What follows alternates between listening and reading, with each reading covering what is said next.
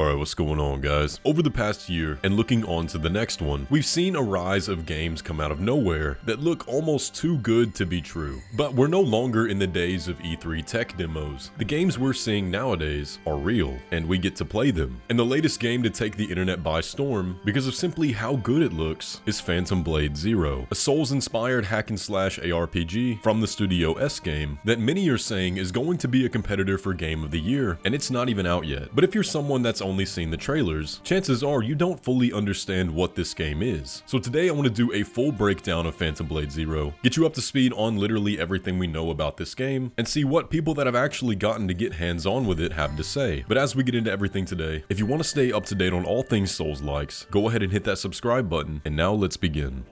To start off today, let me give you a little background on why this game has taken the internet by storm lately. Well, a few days ago, to celebrate Chinese New Year, the game released a new trailer, showcasing one of the weapons that the player can wield. And in a day, the trailer garnered well over 1 million views on YouTube. And that's for one simple reason, that people cannot believe how good this game looks. We saw a similar story with Black Myth Wukong, and when the game finally came out, people realized that all those trailers that looked too good to be true actually were true. And so that's why audience confidence in a game that is this stunning is so high. But let's dive into the breakdown.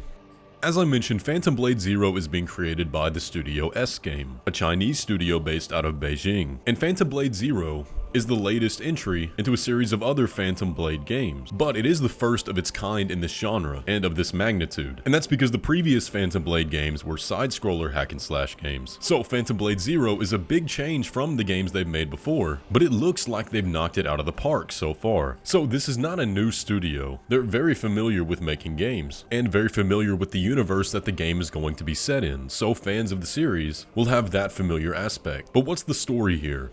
Phantom Blade Zero takes place in the Phantom World, a place where many powers converge, and you play as the character Soul, an elite assassin who works for an enigmatic group known as the Order. Soul has been framed for the murder of the Order's patriarch, and is now the target of a manhunt and was gravely injured in battle. However, he was found by a mystical healer and offered a cure for his afflictions, but that cure will only last for 66 days, and during that time, he has to figure out how and why he was framed. So we've got a pretty compelling story here. But what everyone is undoubtedly the most interested in is the gameplay. And as you can clearly tell, Phantom Blade Zero is first and foremost a third-person ARPG, primarily a hack-and-slash, that focuses on extensive combos, flashy combat, and the way the player moves clearly draws a lot from Kung Fu. Now, one thing players will notice is that the game does appear to be Souls-inspired, much in a way like Black Myth Wukong was Souls-inspired. It's not a true-to-form Souls-like, but many of the core principles that make up the Souls genre are apparent in Phantom Blade Zero, in that the game has a big focus on bombastic boss fights, a single target Z-axis lock-on system, pinpoint timing parries as your primary means of negating damage, and learning attack patterns of bosses and enemies alike. But what sets the game apart and makes it so flashy and satisfying is that many of your actions in combat will trigger these long animation sequences, unleashing a combo from the player, kind of like a more flashy version of Sekiro's death blows. The player is equipped with 2 weapons, one primary weapon and one secondary weapon called a shachi weapon, and there seems to be a ton of variety here, from daggers and small blades to katanas, axes, even things like great hammers and cannons, and it looks like combining these different types of weapons leads to different playstyles, with each of them having their own combos, so the player will get to be creative in the way they approach combat and the different preferences of weapons they like to use. And we get a look at the HUD here from some Gamescom demos. Obviously, with all the flashy movements, it appears that we don't have a stamina bar here, but it does appear to be a posture system for both the player and the enemies. We can also see there in the bottom left what appears to be your healing item, and in the bottom right, special weapon abilities. So while when you're watching gameplay without the HUD, and without testimony of people that have played it, it looks like it's almost too complex to be played with a controller. However, the systems going on here aren't anything unfamiliar to ARPG players. It's just that Phantom Blade Zero specializes in creating these flashy sequences from your standard combat actions. They described it as their own special combo design, only relying on 2 buttons, which on PlayStation will be square and triangle, and the different orders you press them in will create different combos, obviously, and of course flow with perfect dodges, parries, and so on. So it's not super complicated, but it manages to look captivating, which according to people that played it, creates an extremely satisfying loop. And just look at the motion capture they went through for some of these. This looks incredible.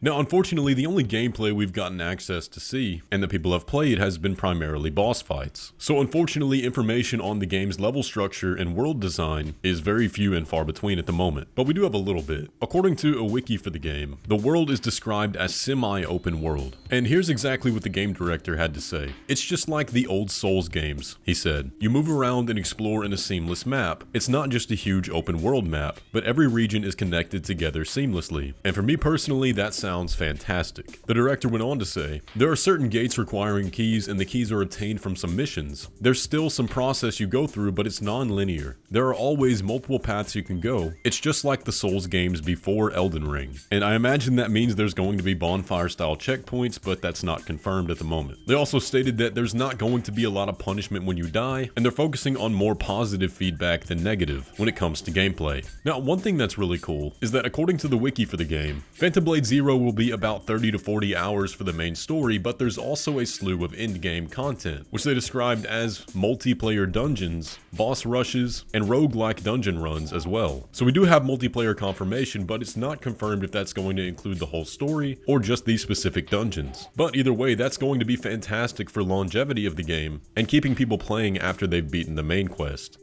So now let's look at some testimonials. Like I said, there have been a lot of people that actually got to get hands-on with the game. There were several demos held at many different game shows, including Gamescom, where they got to fight some of the bosses that you've been seeing gameplay of in the background throughout this video. PC Games stated that Phantom Blade Zero is the most fun I've ever had with the Souls-like. Of all the games I played at Summer Games Fest, S-Games Phantom Blade Zero was my favorite, and I often don't enjoy Souls-likes. And we did clarify that it's not technically a Souls-like, but the inspiration's there. And it does seem like this will be a game that people who don't often enjoy the brutal difficulty of Souls-likes can still get satisfaction from all the cool combos, events, and even enjoy the big boss fights. The gamer stated that 10 minutes with Phantom Blade Zero was enough to know it'll be an absolute banger. Game Rant had this to say, "It's rare that a game gets a hands-on demo for media when it's so far out, but Phantom Blade Zero sure made an impression with its initial PS5 trailer reveal, subsequent gameplay trailer, and now this hands-on opportunity. It may not be a Souls-like, but if the full game matches the quality of this small sample, Phantom Blade Zero is going to be a massive hit just like one." And that seems to be the overwhelming impression that many people had from the demo. We're dealing with a really good game here. One that seems to blend the best of Souls-likes, ARPGs, and character ARPGs with the satisfaction of hack and slash games. I was really looking to find things that people didn't like about the demo, but I genuinely couldn't. It really does seem like Phantom Blade Zero is going to be a standout hit whenever it releases.